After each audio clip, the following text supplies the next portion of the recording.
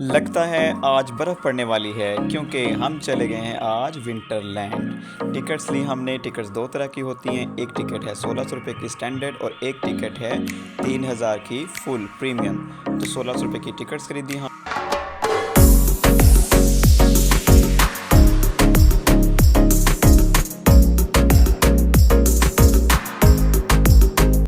मैंने पहना कोट क्योंकि अंदर थी सर्दी विंटरलैंड में, तो उसकी तैयारी के लिए उन्होंने हमें दिया कोट और कोट पहन के ग्लव्स भी पहने।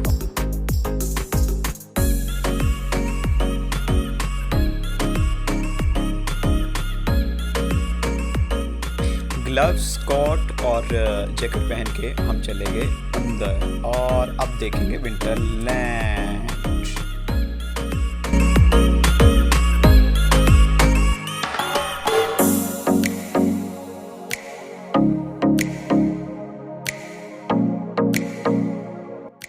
अंदर टेम्परेचर था अप टू -10, बहुत सर्दी और चीज़ें बहुत मज़े की, जिसमें पूरे पाकिस्तान की हर चीज़ नज़र आ रही थी।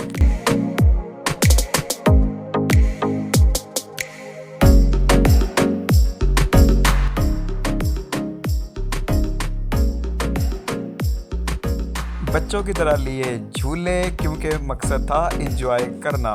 बहुत सर्दी में बहुत मज़ा आया। कितना खूबसूरत नज़ारा, रंगारंग मज़े, पैसे हो गए पूरे।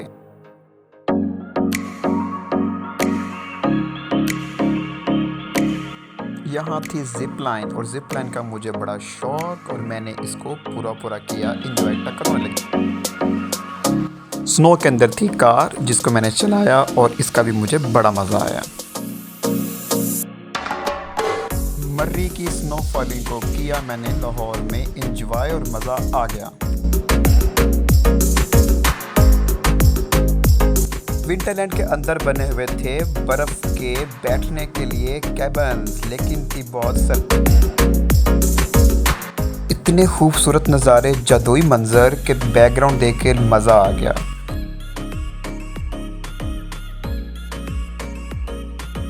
मरी जैसा स्नो फॉलिंग का जो मैंने किया एंजॉय, तो मुझे आया बहुत मज़ा। और मैं बेसिकली कहना चाहता हूँ कि इन लोगों ने वाकई एक प्लेटफॉर्म दिया है विंटरलैंड वालों ने कि आप लोग भरपूर तरीके से इसको ना एंजॉय कर सकते हैं। सर्दी इतनी लगना शुरू हो गई कि मेरे जो शोल्डर में ना, मैंने बैग भी पहना हुआ था, तो पेन शुरू हो गई। मंजर इतना शानदार जैसे मरी के मालों पे मूव कर रहे हैं और उन्होंने अंदर बैठने के लिए ना इतनी आउट क्लास सीटिंग रखी हुई है कि बर्फ़ के बेंच हैं और बर्फ़ के रूम हैं और क्या मज़ेदार चीज़ें हैं। टेम्परेचर वाकई -10 के राउंड अबाउट हो चुका था। ये देखें ज़रा, बर्फ़ के बने बेंच पड़े हुए हैं यहाँ पे। मतलब जो भी चीज़ है वो सारी जो है वो स्नो की बनी है। ये बादशाह की कुर्सी, ये भी बर्फ़ की, और ये हिम्मत की बात है कोई यहाँ पे बैठ सके। तो एक्सट्रीम -10 पीछे आपको नज़र आ रहा होगा, तो वाकई इस तरह हो गया। और ये देखें जी, पता नहीं इसको बिनमांस कहते हैं, ये भी बर्फ़ का बना हुआ था। शक्ल सूरत यही नज़र आ रहा था। ठंड बहुत लगना शुरू हो गई थी। फ़ैसला ये हुआ कि लो जी, अब हम वापस जाएंगे, लेकिन उससे पहले जो इनकी एग्ज़िट है वहाँ पे लिखा हुआ था सी यू अगेन, थैंक यू।